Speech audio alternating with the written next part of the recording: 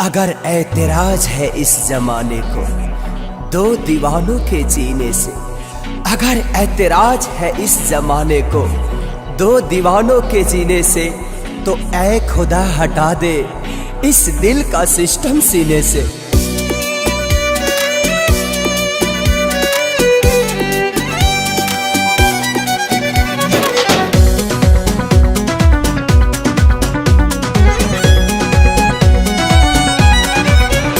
दुश्मन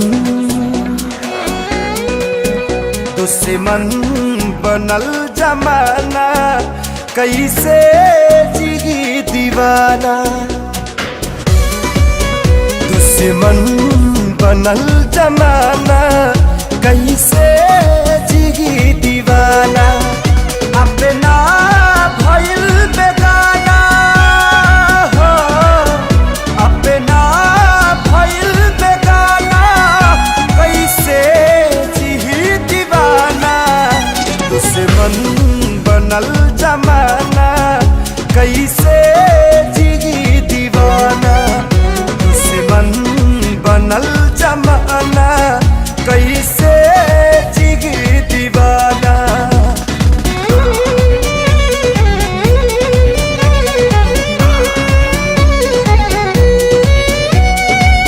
अगर गम मोहब्बत पे हावी ना होता, तो खुदा की कसम मैं शराबी ना होता।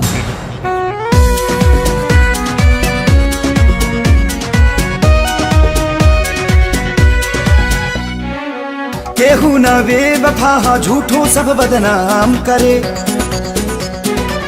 समय के चोट पर मरहम ना कोनो काम करे।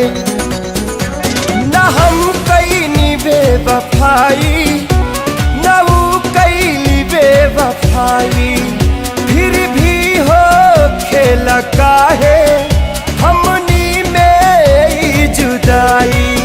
सभी लुटी गईल खजाना, सभी लुटी गईल खजाना, कैसे जी दीवाना। दुश्मन बनल